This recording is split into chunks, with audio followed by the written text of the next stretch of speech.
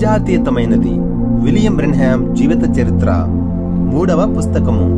మనుష్యుడు అతని అధికారములు 1946 నుండి 1950 వరకు. రచయిత ఓవెన్ జార్జెన్సేన్.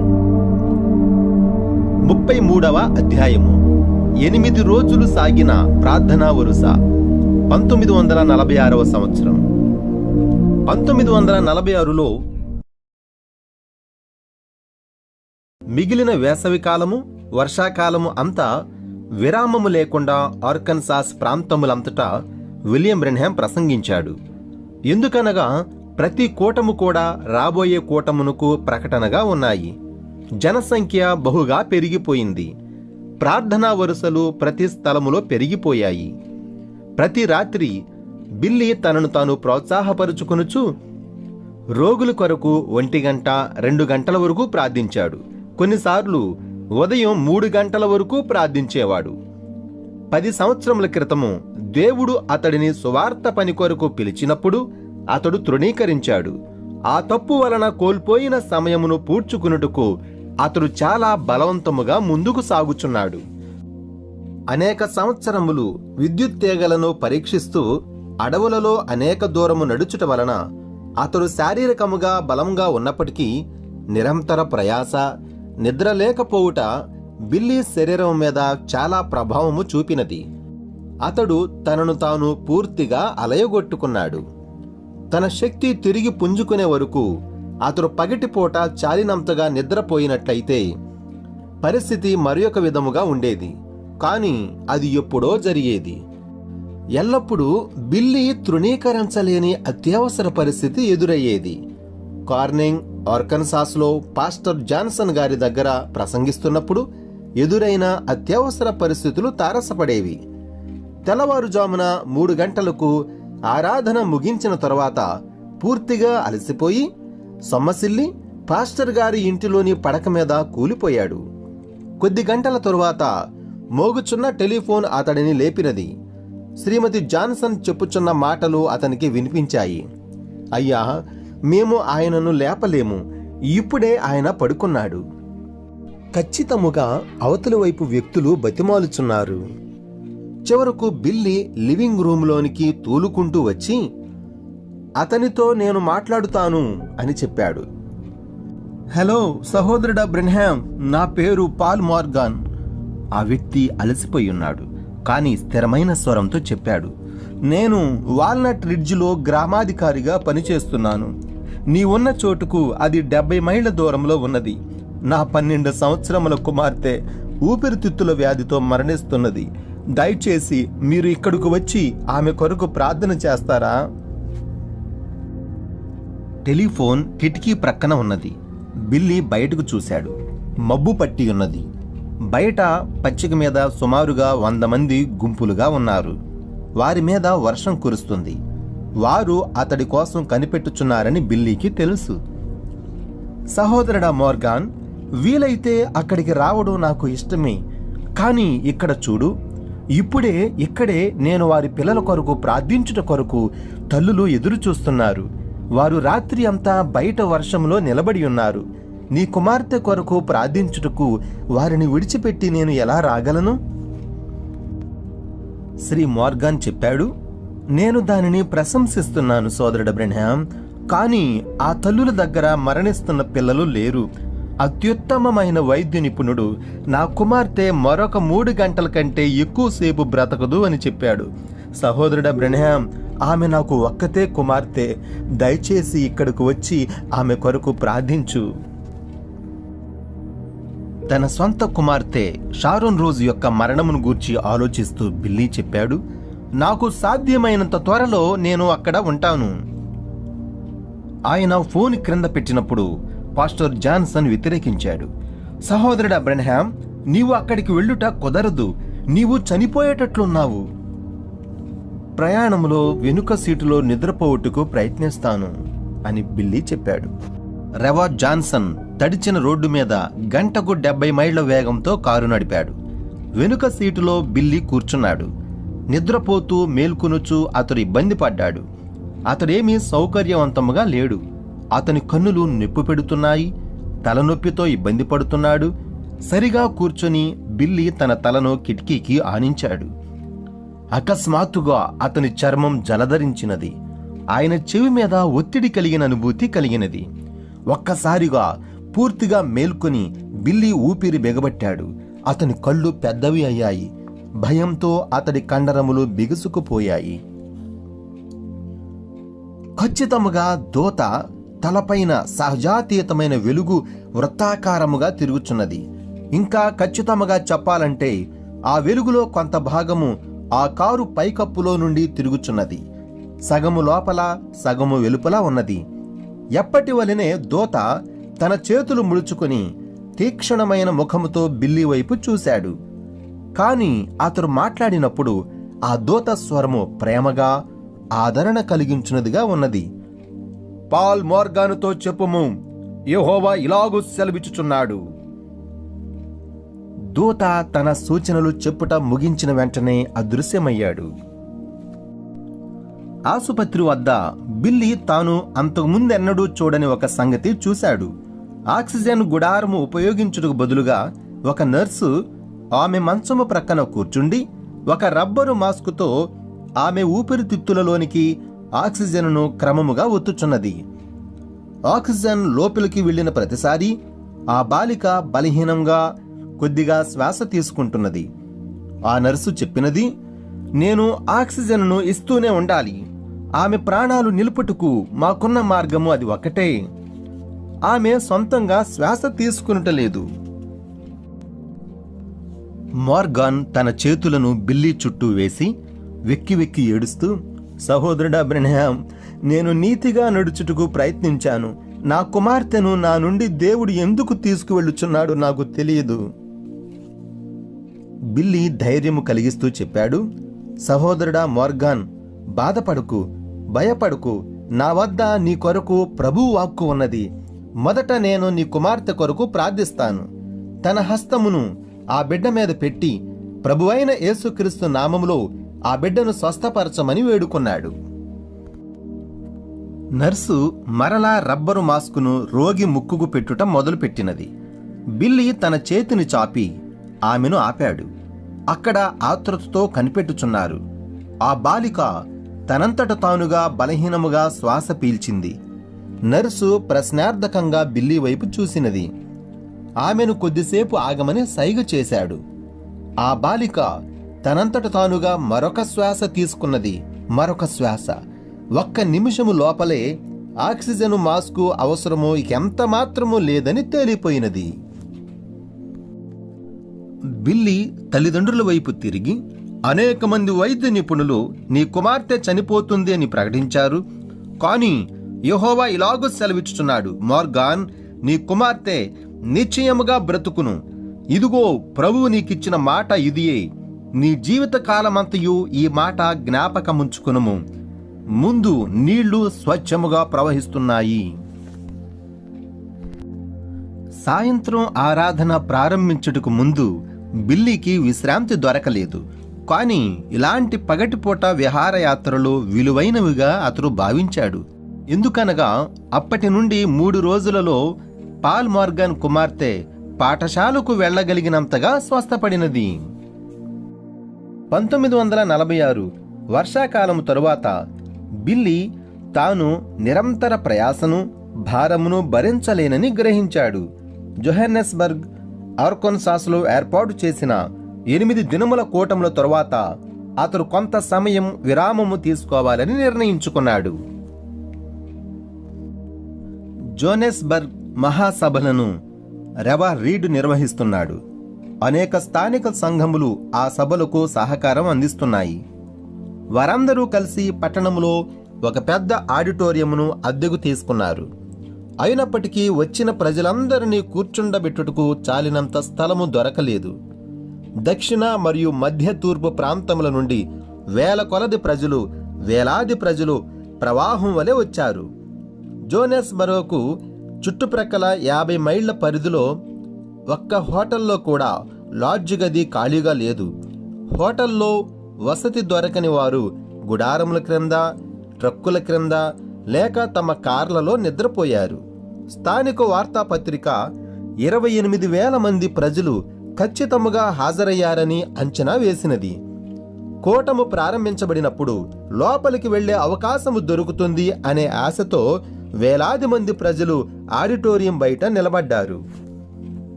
జోహన్నెస్బర్గ్ బిల్లీ తన మొదటి కూటమును సామాన్యముగా చెప్పే శుభాకాంక్షలతో ప్రారంభించాడు. మీలో ఎవరైనా అవసరతలో ఉంటే నాకు ఫోన్ చేయండి. నాకు సాధ్యమైతే వర్షమైనా ఎండైనా మీ దగ్గరకు నేను వస్తాను. లేక ఒకవేళ మీరు జెఫర్సన్విల్ ఇండియానాకు దగ్గరగా ఉంటున్నట్లయితే ఆగి నన్ను దర్శించండి. నేను 8వ వీధి పెన్ వీధి దగ్గర ఉన్న నా చర్చికి సమీపంలో నివసిస్తున్నాను. నేను మిమ్ములను ప్రేమిస్తున్నాను. మీకు సహాయము చేయుటకు నా సాయశక్తులా ప్రయత్నిస్తాను. తరువాత బిల్లీ ధైర్యముగా ఒక ప్రకటన చేశాడు. ఇది కొంతకాలం వరకు ఆర్కన్సాస్లో చివరి కూటములు గనుక ప్రార్థనా వరుసలో చివరి రోగి వచ్చే వరకు నేను ఇక్కడే ప్రసంగ వేదిక వద్ద నిలబడాలని ఆశిస్తున్నాను. ఆ సమయంలో ముందు వైపున సమీపంలో కూర్చున్న ఒక స్త్రీ శక్తివంతముగా అతని వైపు చేతులు ఊపుచుండుటను బిల్లీ గమనించాడు. సహోదరి, నేను నీకు చేయగలిగిన సహాయం ఏదైనా కలదా అని ప్రశ్నించాడు. ముఖము మీద చిరునవ్వుతో, నీవు నన్ను గుర్తించలేదా అని అడిగినది. లేదు, నాకు గుర్తు లేదు అని అనుకుంటున్నాను. నన్ను నీవు చివరిసారి లిటిల్ రాక్లో కలిశావు. వారు నాకు చెప్పారు, నా కాళ్ళు రక్తము కారుచున్నాయి, నా తల పగిలిపోయినది.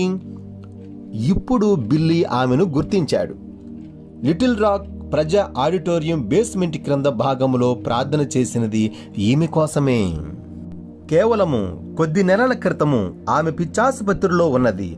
ఆమె కారు వెనుక అద్దమును కాళ్లతో తన్నివేసినది. బేస్మెంట్ నేల మీద వీపుతో ప్రాకినది. ఇప్పుడు చక్కగా నెమ్మదిగా ఆమె తన భర్తతో కూర్చుని ఉన్నది. ఆమె భర్త సాక్ష్యమిచ్చాడు. నీవు ఆమెకు ప్రార్థన చేసిన తరువాత ఆ రాత్రి ఆసుపత్రికి వెళ్లేంత వరకు మార్గ మధ్యలో కారులో నెమ్మదిగా కూర్చున్నది. 3 దినముల లోపలే ఆమె పూర్తిగా బాగుపడినదని ప్రకటించి ఇంటికి వెళ్ళుటకు అనుమతించారు. అలాంటి సాక్ష్యముతో ఆరాధన ప్రారంభించడం వలన హాజరైన వారి విశ్వాసము పరలోక కార్యములను ఆశించేటంతగా పెరిగిపోయినది.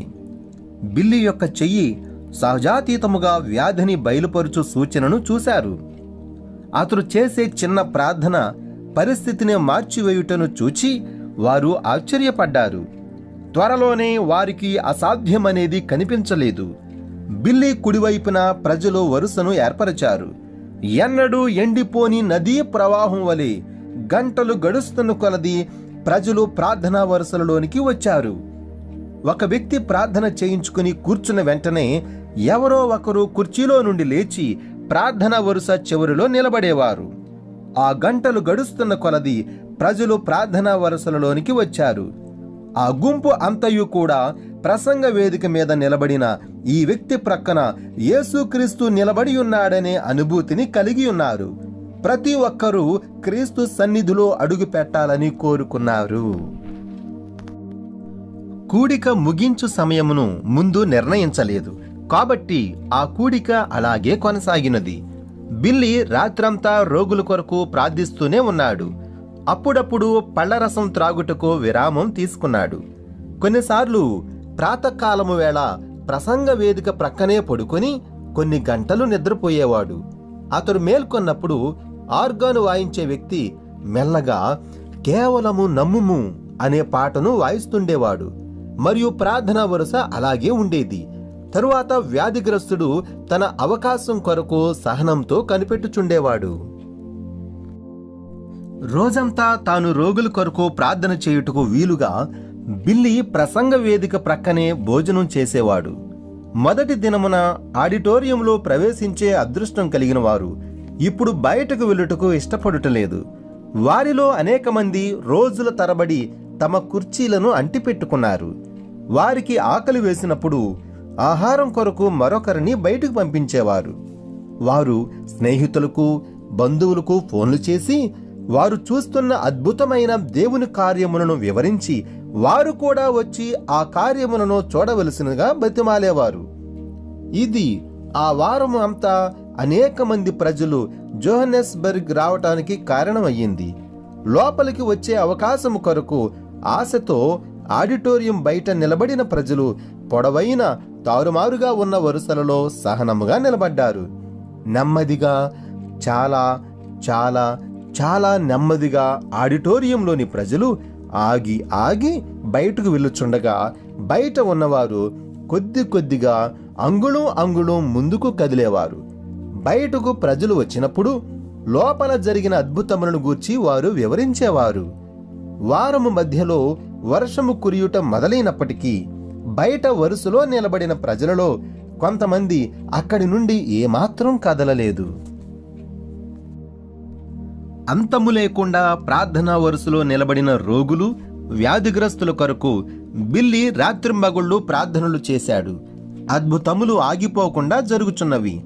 ఒక ఉదయం 4 గంటల సమయంలో ప్రార్థనా వరుసలో 35 సంవత్సరాల వయసున్న ఒక స్త్రీ బిల్లీ ఎదుటకు వచ్చినది. తన ఎడమ చేతితో రుమాలును ముక్కుకు అడ్డముగా పట్టుకుని ఉన్నది. ఆమె ఏడుస్తున్నదని బిల్లీ భావించాడు. అతడు తన ఎడమ చేతిలో ఆమె కుడి చేతిని పట్టుకున్నాడు మరియు ఆ కదలికలు ఆమె వ్యాధిని బయలుపరిచాయి. అతడు చెప్పాడు, నీకు క్యాన్సర్ వ్యాధి ఉన్నది, అవునా అమ్మా? ఆ స్త్రీ తన ఎడమ చేతిని ముఖము నుండి తీసివేసింది. ఆమెకు అసలు ముక్కే లేదు. క్యాన్సరు అప్పటికే దానిని మింగివేసినది. బిల్లీ అడిగాడు, నీవు విశ్వసిస్తున్నావా?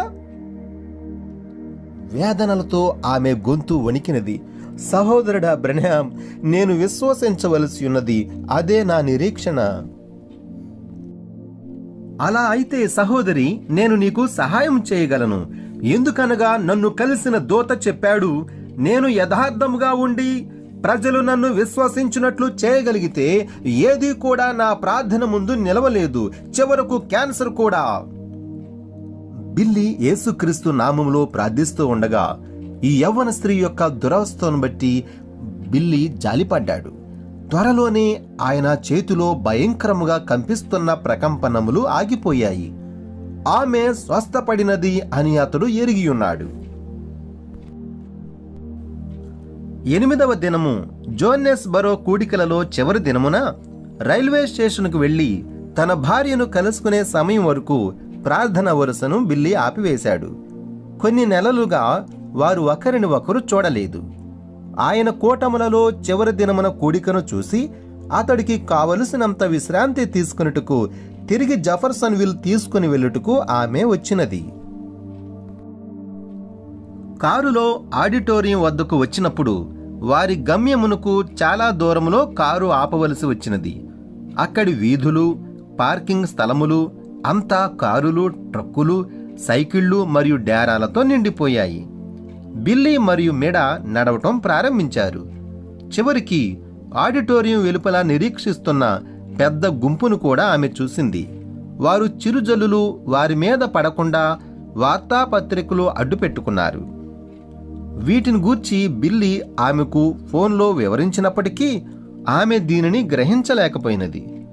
బిల్లీ, ఈ ప్రజలందరూ నీ మాటలు వినుటికే వచ్చారా?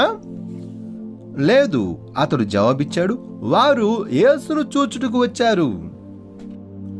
మిడ తన చేతిని అతని చేతిలో పెట్టి ఈ పాట పాడినది.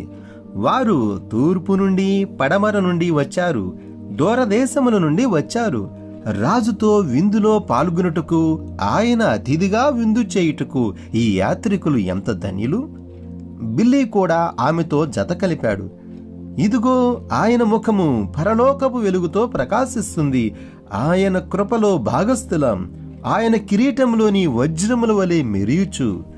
బిల్లీ ఎక్కువగా పాడేవాడు కాదు. అతని స్వరము గరుకుగా ఉండేది.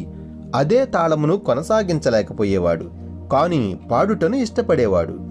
మెడ, బిల్లీ వారిద్దరూ కలిసి యేసు నన్ను విమోచించినప్పటి నుండి నా హృదయం సంతోషంతో నిండినది అనే పల్లవి పాడారు. కొద్దిమంది సహాయకుల గుంపు వారిని కలుసుకున్నది. కిక్కిరిసిన గుంపు మధ్య నుండి వారు భవనములోనికి వెళ్ళుటకు సహాయపడుచున్నారు. ద్వారము దగ్గరే తన దృష్టిని ఆకర్షించడానికి నీలము రంగు టోపీని ఒక వ్యక్తి ఊపుటను బిల్లీ గమనించాడు. బిల్లీ అతని దగ్గరకు జరిగి అడిగాడు, అయ్యా, మీరు నన్ను పిలిచారా? ఆ వ్యక్తి కలవరపడుచు తన టోపీను వెనుకకు తీశాడు.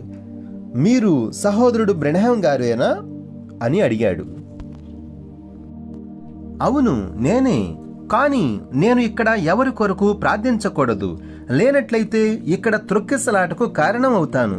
ఒకవేళ నీవు ప్రార్థనా వరుసలోనికి వచ్చినట్లయితే నేను నా కొరకు ప్రార్థించమని నేను కోరటలేదు, ఆ వ్యక్తి వివరించాడు. నేను అంబులెన్స్ డ్రైవర్ను. ఈరోజు చాలా రోగంతో ఉన్న పెద్ద వయస్సు వ్యక్తిని మిస్సోరీ నుండి తీసుకువచ్చాను. బహుశా ఆమె ఇప్పటికే మరణించి ఉండవచ్చును అని భావిస్తున్నాను. నాకు ఇక్కడ ఏ వైద్యుడు కనిపించలేదు మరియు ఏమి చేయాలో నాకు తెలియటలేదు. నీవు ఆమె దగ్గరకు వస్తావా? అయ్యా, వారు నా మాటను బట్టి ఆమె చనిపోయినదని ప్రకటించారు. నీవు ఆమె పర్యవేక్షకుడిని పిలవాలి. డ్రైవరు అతడిని బలవంతం చేశాడు. నీవు అక్కడికి రావాలని కోరుచున్నాను. ఆమె భర్త చాలా కంగారుగా వెర్రెక్కినట్లు కనిపిస్తున్నాడు. నీవు వచ్చినట్లయితే అతడిని నెమ్మదిపరచవచ్చును. అంబులెన్స్ ఎక్కడ నిలిపించబడినదో బిల్లీ ఎరిగి ఉన్నాడు. ఎందుకనగా రవాణా పోలీస్ అధికారులు అంబులెన్సుల కొరకు ప్రత్యేకముగా ఒక స్థలమును కేటాయించారు. నేను ఆ స్త్రీ దగ్గరకు రాగలనని నేను భావించటలేదు. మనకు ఆ అంబులెన్స్కు మధ్య 2000 మంది ప్రజలు ఖచ్చితంగా ఉంటారు. కాబట్టి అక్కడికి వెళ్ళుటకు బిల్లీ అంగీకరించాడు. చాలా కష్టంతో ప్రజలను త్రోసుకుంటూ వారు అంబులెన్సులు నిలిపిన ప్రాంతము దగ్గరకు చేరుకున్నారు. 4 సహాయకులు బయట నిలబడి ఉండగా డ్రైవర్ తలుపు తెరిచాడు. బిల్లీ లోపలికి వెళ్ళాడు. ముడతలు పడి ఉన్న స్త్రీ శరీరం ప్రక్కన ఒక వృద్ధుడు మోకరించి ఉన్నాడు. ఆ వ్యక్తి యొక్క చొక్కాకి అతుకులు ఉన్నాయి. అతని పై జుబ్బా వెలిసిపోయినది. అతని కాలి మేజోళ్లు, బూటు చిరుగుల నుండి కనిపిస్తున్నాయి. అలసిన అతని ముఖమును వారం పాటు పెరిగిన గడ్డము కప్పి ఉన్నది. అతడు లోపలికి కృంగిపోయి కూర్చున్నాడు. అమ్మా, అమ్మా, నీవు నన్ను ఎందుకు విడిచి వెళ్ళావు అని వెక్కి వెక్కి ఏడుస్తూ తల అటూ ఇటూ కదుపుచున్నాడు. ఆ వ్యక్తి చిరిగిన తన టోపీని పట్టుకున్న విధానమును చూసిన బిల్లీకి తన తండ్రి జ్ఞాపకము వచ్చాడు. అయ్యా, అసలు విషయం ఏమిటి? ఆ వృద్ధుడు తల ఎత్తి చూశాడు. మీరు వైద్యులా?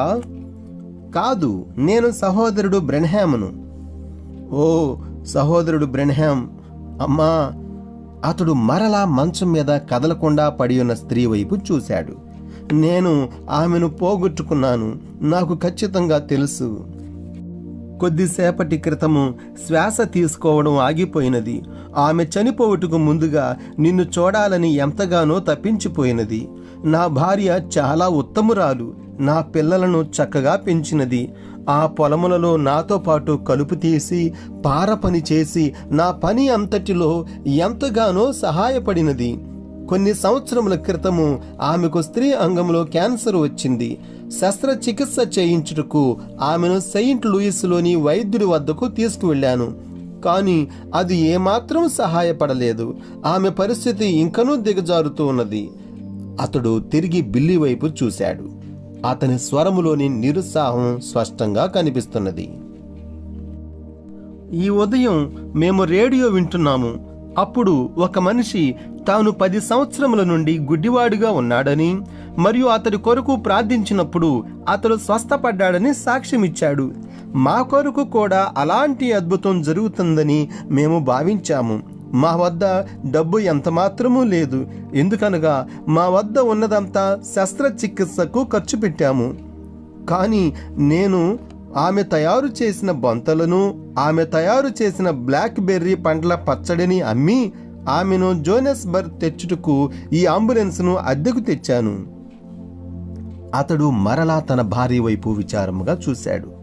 ఇప్పుడు ఆమె చనిపోయినది. ఆమె లేకుండా నేను ఎలా జీవించాలో నాకు అర్థం కావట్లేదు. నేను ఎంతో ఒంటరితనం అనుభవించాలి. బిల్లీ తనకు సాధ్యమైనంత ఆదరణపూర్వకంగా చెప్పాడు. మంచిది తండ్రి, నేను చేయగలిగిన ఒకే ఒక కార్యము మీ కొరకు ప్రార్థించుట. ఆ స్త్రీ చనిపోయినదో లేదో బిల్లీకి తెలియదు. ఆమె ఖచ్చితంగా చనిపోయినట్లే కనిపిస్తున్నది. అంబులెన్స్ డ్రైవర్ ఆమె కట్టుడు పళ్ళు తీసివేశాడు. ఆమె పెదవులు లోపలికి పీక్కుపోయాయి. ఆమె కళ్లకు బురద నీరు ఉన్నట్లు కనిపిస్తున్నది. బిల్లీ ఆమె నుదురు తాకినప్పుడు చల్లగా మరియు జిగురుగా అనిపించినది. ఆమె నాడి చూచుటకు బిల్లీ తన ఎడమ చేతిలోనికి ఆమె కుడి చేతిని తీసుకున్నాడు. ఆమె నాడి దొరకలేదు మరియు ఆమె మరణించినది అనేదానికి రుజువుగా ఆమె క్యాన్సర్ వ్యాధిని బట్టి బిల్లీ చేతిలో ఎలాంటి ప్రకంపనలు కలుగలేదు.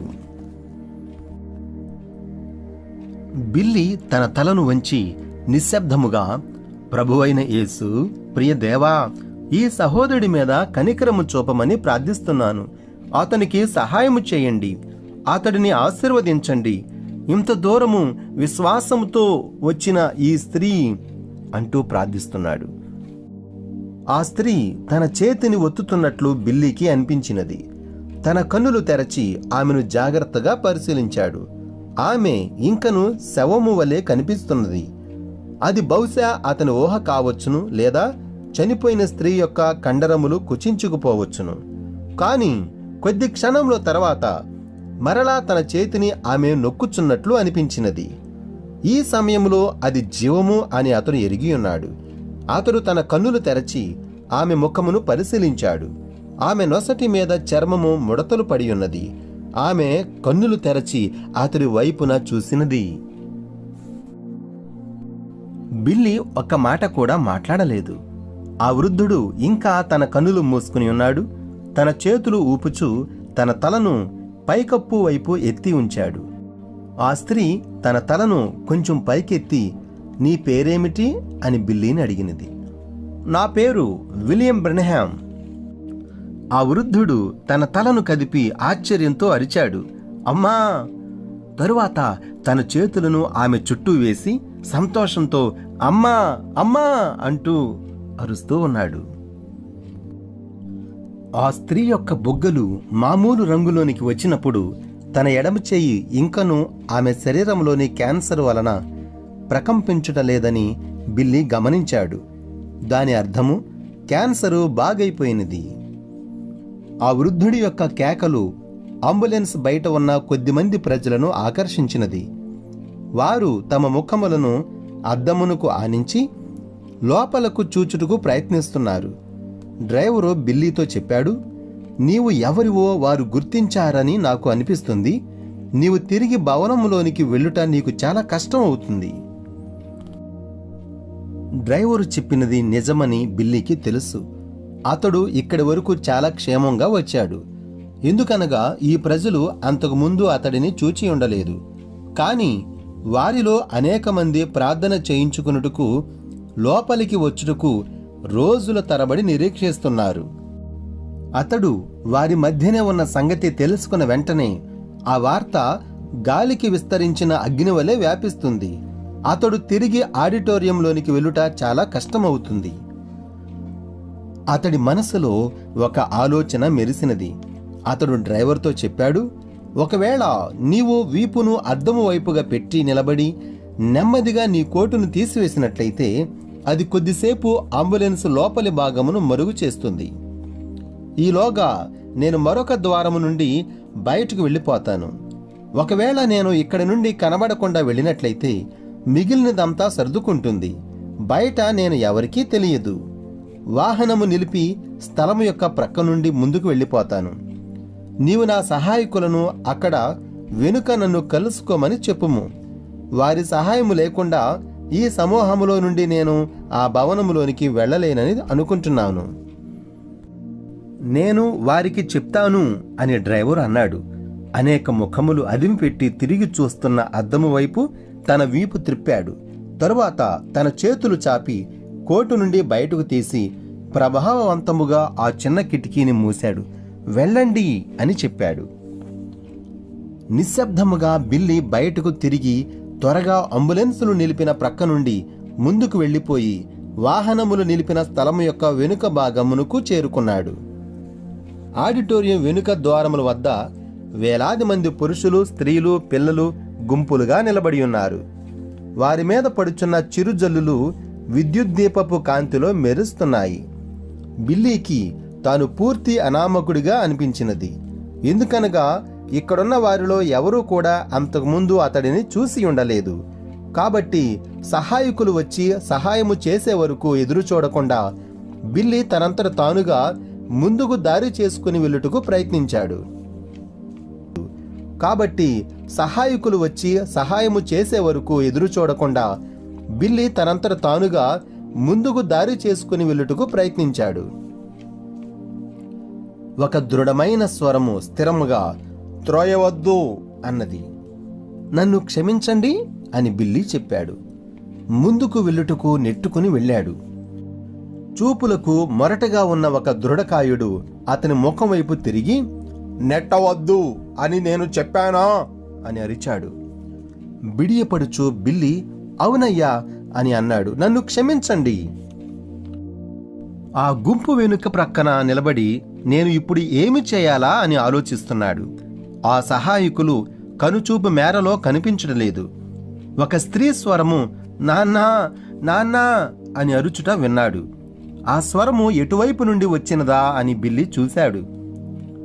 17 సంవత్సరముల వయసు నల్లజాతి బాలిక తెల్లజాతి వారి మధ్యకు నెట్టుకుంటూ వస్తూ కనిపించినది.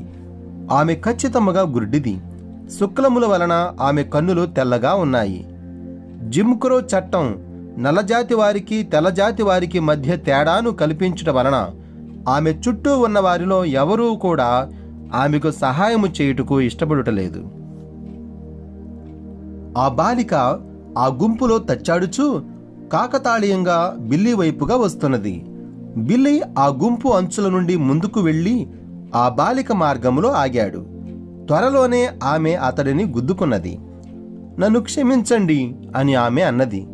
కానీ నేను గుడ్డిదానిని మరియు నా తండ్రి తప్పిపోయారు.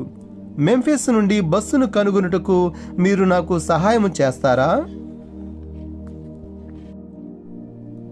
వాహనములు నిలిపియుంచుటకు నిర్దేశించిన స్థలములో బస్సులు చాలా పొడవుగా వరుసలో నిలబెట్టియుండుటను బిల్లీ చూశాడు. అవును, నేను నీకు సహాయం చేస్తాను అని చెప్పాడు. నీవు ఇక్కడ ఏమి చేస్తున్నావు? నా తండ్రి మరియు నేను స్వస్థపరుచు వ్యక్తిని చూచుటకు వచ్చాము అని ఆమె చెప్పింది. అతడి గూర్చి ఎలా విన్నారు? ఈ ఉదయం నేను రేడియో వింటున్నాను. అప్పుడు అందులో ఒక వ్యక్తి అతడు చాలా సంవత్సరముల నుండి ఒక్క మాట కూడా మాట్లాడలేకపోయాడు, కానీ ఇప్పుడు మాట్లాడుచున్నానని చెప్పాడు. మరి ఒక వ్యక్తి తాను 12 సంవత్సరముల నుండి గుడ్డివారి పింఛను పొందుచున్నానని, ఇప్పుడు ఎంతో చక్కగా చూడగలుగుచున్నానని, బైబిల్ కూడా చక్కగా చదవగలుగుచున్నానని చెప్పాడు. అది నేను మరలా దృష్టి పొందగలనని నాకు నిరీక్షణ ఇచ్చినది. నేను పెద్దదానిని అయినప్పుడు వైద్యుడు ఆ శుక్లాలు తీసివేస్తానని చెప్పాడు. కానీ ఇప్పుడు నేను పెద్దదానిని అయ్యాను, కానీ ఇప్పుడు వైద్యుడు అవి కంటి నరములకు చుట్టుకుపోయాయి, వాటిని మేము తాకలేము అని చెప్పాడు. నేను ఆ స్వస్థపరుచు వానిని కలుసుకుంటేనే తప్ప నాకు మరొక అవకాశం లేదు. కానీ అతడు ఇక్కడ ఉండేది ఇదే చివరి రాత్రి. నేను మరియు నా తండ్రి ఆ భవనము దగ్గరకు కూడా వెళ్ళలేకపోయాము. ఇప్పుడు నా తండ్రి తప్పిపోయాడు. నేను తిరిగి బస్సు వద్దకు కూడా వెళ్ళలేను. అయ్యా, దయచేసి నాకు సహాయం చేస్తారా? అమ్మా, నేను సహాయం చేస్తాను, కానీ మొదటిగా నీవు చెప్పే స్వస్థపరుచు వ్యక్తిని గూర్చి నిన్ను ప్రశ్నించాలి. ఈరోజు దేవుడు తన దూతను పంపి ప్రజలను స్వస్థపరుచును అని నీవు విశ్వసిస్తున్నావా? అవునయ్యా, నమ్ముచున్నాను. మన చుట్టూ ఎంతోమంది వైద్యులు మరియు అధునాతనమైన ఆసుపత్రులు ఉన్నప్పటికీ నీవు దానిని విశ్వసిస్తున్నావా? ఆమె గుడ్డితనమును ఈ విధముగా అవకాశముగా ఉపయోగించుటను బట్టి బిల్లీ సిగ్గుపడ్డాడు.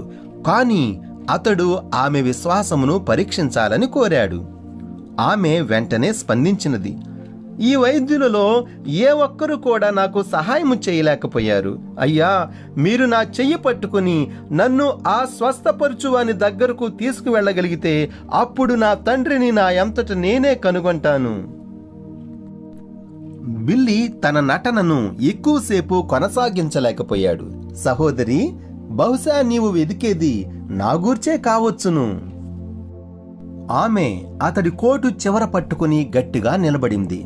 స్వస్థపరుచువాడవు నీవేనా అని గట్టిగా అడిగినది. లేదమ్మా, నేను సహోదరుడు బ్రెన్హామును, బోధకుడను. స్వస్థపరచువాడు యేసుక్రీస్తు. ఇప్పుడు నీవు నీ చేతులను కోటి మీద నుండి తీసినట్లయితే. దూరముగా తీయుటకు అతడు ఆమె మణికట్టును పట్టుకున్నాడు. ఆ బాలిక తన బలమంతటితో అలాగే పట్టుకుని ఉన్నది. ఆమె అతడిని పట్టుకున్నది. ఆమె అతడిని విడిచిపెట్టుటకు ఇష్టపడలేదు. సహోదరుడా బ్రెన్హామ్, నన్ను కరుణించు అని బ్రతిమాలినది. సహోదరి, నేను నీ కొరకు ప్రార్థిస్తుండగా నన్ను నీ చేయి పట్టుకొనిస్తావా? ఆ బాలిక చేతులలో ఒక దానిని విడిపించుటలో బిల్లీ విజయవంతం అయ్యాడు. అతడు ప్రార్థించుట మొదలుపెట్టుచుండగా అతని చేతిలో శుక్లముల వలన కలిగిన ప్రకంపనలు తెలుస్తున్నాయి. ప్రియమైన యేసు, ఒక దినమున నీవు ఆ పాత కఠినమైన శిలువతోనూ వీధులలో ఈడ్చుకుంటూ మోసావు. రక్తము నీ భుజముల మీదుగా కారినది. భారమును బట్టి నీ చిన్న సుకుమారమైన శరీరము తూలిపోయినది. కురేనీయుడైన సీమోను అను పేరుగల నల్లజాతి వ్యక్తి నీ ప్రక్కకు వచ్చి ఆ శిలువను పైకెత్తి నీవు మోయుటకు సహాయపడ్డాడు. ఇప్పుడు సీమోను కుమార్తెలలో ఒక ఆమె అంధకారములో తడబడుచున్నది. నీవు గ్రహించావని నాకు నిశ్చయముగా తెలుసు. ఆ బాలిక భయంతో కంపించినది. ఇప్పుడే ఏదో నా లోపల ప్రవహించినది అని చెప్పినది. ఆమె శరీరము వణికిపోవచ్చున్నది. నా కన్నులు చాలా చల్లగా అనిపిస్తున్నాయి. బిల్లీ చేతిలోని ప్రకంపనలు తగ్గిపోవుట గ్రహించాడు. ఆ శుక్లముల నుండి దయ్యపు శక్తి అప్పుడు విడిచిపోయింది. సహోదరి, ఒక్క క్షణము నీ కనురెప్పలు మూయి, అంతే. ఆ శుక్లములు కుంచుకుపోవచ్చున్నవి. మరికొద్ది క్షణముల తరువాత నీవు చక్కగా చూడగలవు. దానిని గూర్చి ఏమీ మాట్లాడవద్దు. లేనట్లయితే వారు నన్ను గుర్తుపడతారు. ఇక్కడ ప్రజలు నన్ను గుర్తించుట నాకు ఇష్టం లేదు. ఇప్పుడు నెమ్మదిగా నీ కన్నులు తెరువుము. యేసు నీకు దృష్టిని తిరిగి ఇచ్చాడు. ఆమె కనురెప్పలు టపటపలాడుచూ తెరుచుకున్నాయి. ఆమె పైకి చూచి ఎగశ్వాస పీల్చినది. అవి లైట్లేనా? అవును. నీవు వాటిని లెక్క పెట్టగలవా? అక్కడ 4 ఉన్నవి. వారు వెళ్ళుచున్న ప్రజలా? బిల్లీ జవాబు ఇవ్వకముందే ఆమె తన స్వరమంతటితో గట్టిగా అరిచింది. ముఖాలు ఆమె వైపు తిరిగాయి. ఆమె మరలా కేకవేసింది, దేవునికి స్తోత్రం! నేను చూడగలుగుచున్నాను, నేను చూస్తున్నాను.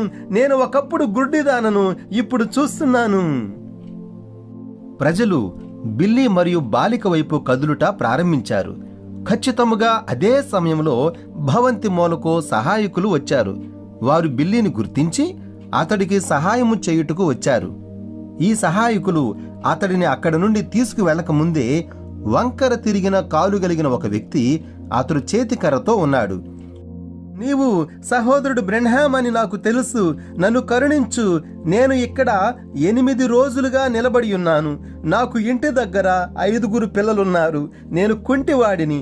నీవు మంచి వ్యక్తివి అని నమ్ముచున్నాను. నీవు నా కొరకు దేవునికి మొరపెడితే ఆయన కార్యము చేస్తాడు అని అరిచాడు.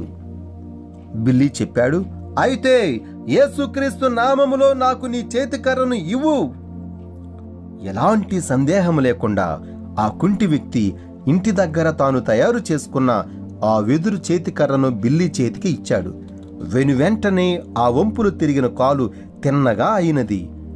అతడు దానిమీద చక్కగా నిలబడ్డాడు. తన బూటును నేల మీద తన్నుచూ ఆ వ్యక్తి, నేను స్వస్థపడ్డాను, నేను స్వస్థపడ్డాను అని అరిచాడు. ఉత్తేజంతో గుంపు ముందుకు వచ్చింది. 4 సహాయకులు తమ సాయశక్తులా బిల్లీకి రక్షణగా నిలబడి, బిల్లీ నడుస్తుండగా ఆయన వస్త్రములు ముట్టాలని చొచ్చుకు వస్తున్న గుంపును బలవంతముగా నెట్టుకుంటూ ఆడిటోరియం లోపలకు తీసుకువెళ్లారు.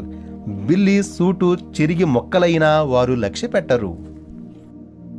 చాలా నెలల తరువాత బిల్లీ ఆర్కన్సాస్, టెక్సాస్లో పరిచర్య చేస్తుండగా ఈ స్త్రీ ముందుకు వచ్చి, సహోదరుడా బ్రెన్హామ్, నేను నీకు గుర్తున్నానా అని అడిగింది. లేదు సహోదరి, నాకు గుర్తున్నట్లు లేదు అని బిల్లీ చెప్పాడు. గుర్తు తెచ్చుకో, నీవు జోహన్నెస్బర్గ్లో క్యాన్సర్ వలన ముక్కు తినివేయబడిన స్త్రీ కొరకు ప్రార్థన చేశావు. అప్పుడు బిల్లీకి జ్ఞాపకం వచ్చినది. నీవు ఆ స్త్రీవి కాదు, అవునా? అవును, నేనే అని ఆమె జవాబిచ్చినది. కేవలము క్యాన్సర్ పోవడం మాత్రమే కాదు, మీరు చూస్తున్నట్లుగా నా ముక్కు కూడా తిరిగి పెరిగింది. బిల్లీ ఈ స్త్రీని మరలా 8 సంవత్సరముల తర్వాత చూశాడు. 1954లో ఆమె చాలా బలిష్టంగా, చక్కగా, ఆరోగ్యవంతముగా ఉన్నది. మత్తయి 27:32, మార్కు 15:21, లూకా 23:26. చాలా సంవత్సరముల తరువాత బిల్లీ ఈ స్త్రీని కలిశాడు. ఆమె హోటల్లో భోజన పదార్థములు వడ్డించు వ్యక్తిగా పనిచేస్తున్నది. 1946లో జోహన్నెస్బర్గ్, ఆర్కన్సాస్లో ఆమెకు ప్రార్థన చేసినప్పుడు స్వస్థపడిన దినముల నుండి ఎలాంటి కంటి సమస్యలు లేవని చెప్పినది.